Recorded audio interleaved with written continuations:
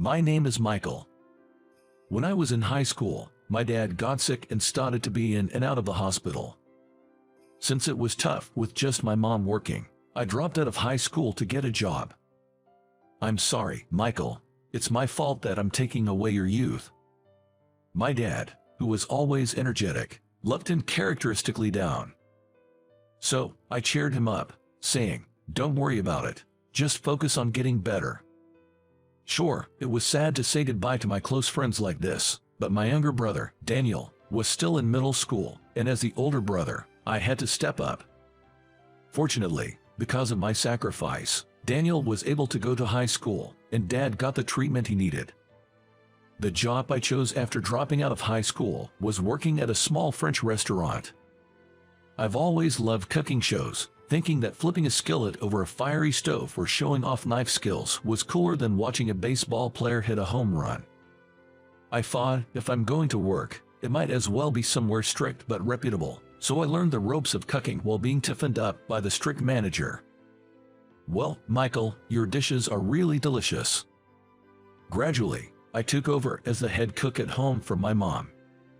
Initially, I started cooking at home out of necessity, but after starting the job, I began to see it as good practice, improving my skills bit by bit. I made a whole pasta dish, from pasta to sauce, and fed it to Daniel, who exclaimed, "Wow, this is really good. Today's meal feels so fancy." Pleased, I discovered the joy of making people happy with my cooking. Becoming interested in the world of cooking, I aimed to become a chef. Once our family situation stabilized and we had some financial breathing room, I attended an online culinary school, learning all about cooking and customer service. After graduating, I started working full-time at the restaurant where I had been a part-timer. Most of our customers are regulars. They'll leave if there's even a slight change in taste, but I have high hopes for you, Michael," said the manager, Eugene, patting my back. Thinking about my life as a chef just beginning, I was very excited. I'm going to make delicious food and please the customers. Thinking this, I took my work very seriously, day by day. Then one day, I received an invitation to a middle school reunion. I had never been able to attend before, as I was too busy. Since I dropped out of high school, middle school is my only alma mater. I want to see everyone again. Thinking this, I marked the invitation as attending. Just then, Eugene happened to pass by. "Hey, what's up? Going to a reunion?" "Yes, it's at a hotel in San Francisco." When I mentioned the hotel's name, Eugene got excited and said, "Oh, they're holding it there. I know someone who's the head chef at that hotel. Lucky you, the food's going to be great, I can assure you." The chef I admire praising someone like that must mean they're really amazing. Plus, it'll be a good learning experience for me in terms of cuisine. I thought to myself, this just added another thing to look forward to. On the day of the reunion, I was enjoying catching up with friends I hadn't seen in a long time. "Hey, Michael, long time no see." Then, my best friend from school, Jake, came over waving his hand. "Jake, how've you been?" Our conversation naturally drifted towards updating each other on our lives. "So, what are you doing these days, Michael?" "Me, I'm a chef." "Really? So, can you make those delicate, fluffy omelets that cut smoothly with a knife?" "Yeah, I could do that with my eyes closed." Awesome. I thought to myself, what an overreaction, but I was honestly pleased to be complimented. As the evening progressed, my classmates' glasses kept refilling, and the atmosphere got livelier. As for me, I was carefully observing and savoring each dish of the hotel's course meal. Delicious. Really delicious. Everyone might be too tipsy or caught up in the moment to notice, but this was truly outstanding cooking. "Michael, you're really savoring your food there," said Jake, drinking red wine like it was juice. While thinking he was wasting good wine, I replied, "Well, as a chef, I can't help but be curious about other restaurants' flavors." That's when it happened. "Hey, look at you, talking all cool, Michael." A loud guy, overly familiar, came up and slung his arm around me. "Ugh, I grimaced without meaning to. His name was Steve. I knew him because we hung out a few times, but I always found Steve a bit hard to deal with.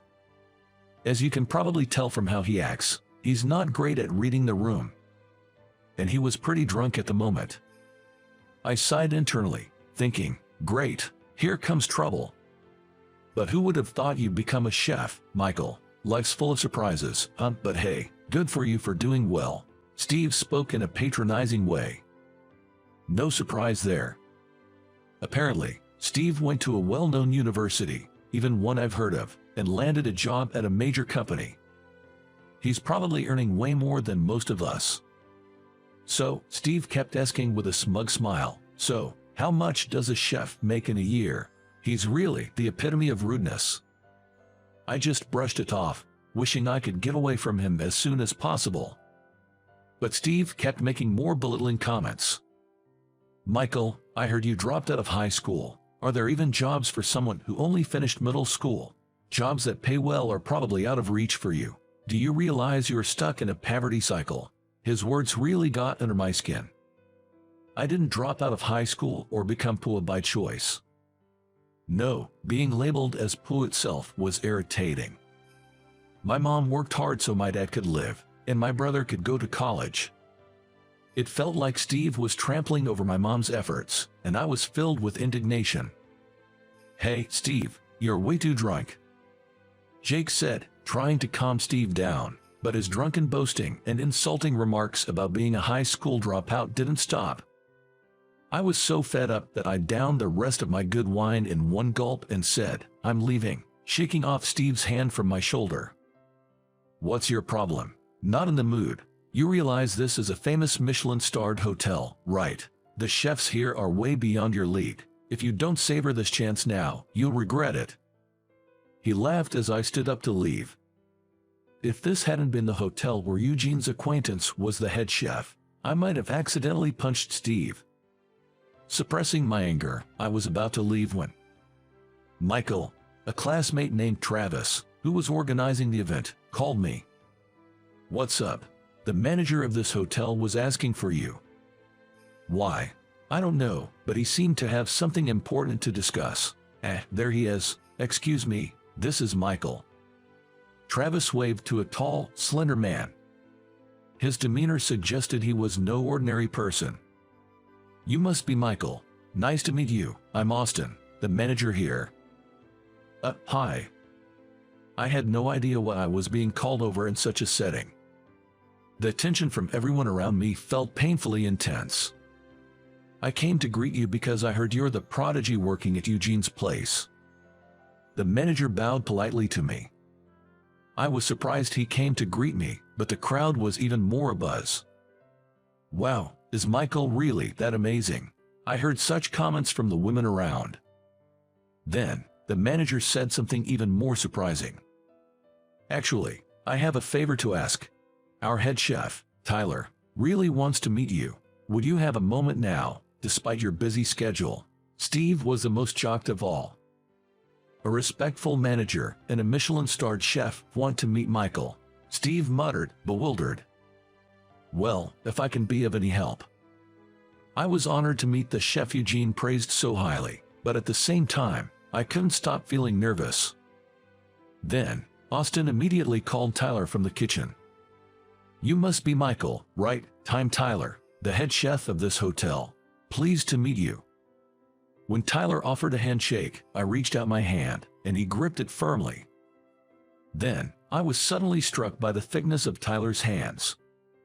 There were countless calluses, likely developed from stirring heavy pots thousands of times. Just by touching his palm, I could tell how skilled a chef he was. Actually, I'm a bit sneaky. Eugene has been praising you so much that I couldn't help but want you to work for us. It's what you'd call headhunting. Michael, would you like to work with me?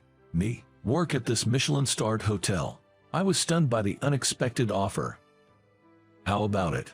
I think this place would be a good environment for you. It will add prestige to your career, and the salary will be higher. What do you think? My classmates buzzed with excitement at his words. Steve, who had been mocking me, was so surprised that he just gaped. "Matt, Michael, you definitely should take it." Jake nearby was encouraging me. I turned back to Tyler. My mind was already made up when he made their offer. "I really appreciate the offer, but I'm sorry, I have to decline."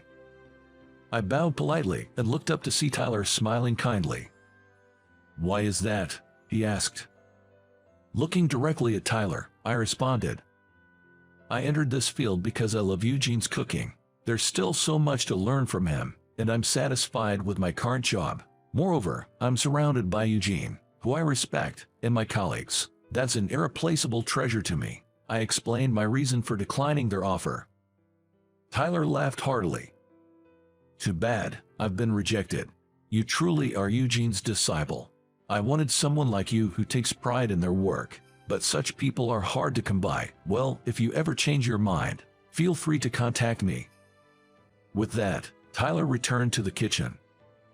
When I turned around, my classmates were praising me, saying things like, "That's so cool, you're the best." I felt embarrassed. They were all too drunk. Then Jake, who was beside me, said, "I'll visit your restaurant next time." And I replied with a smile, "Yeah, come anytime."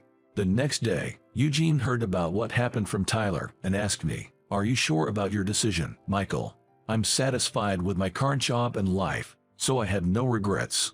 Besides, there's still so much I want to learn from Eugene," I said with a smile.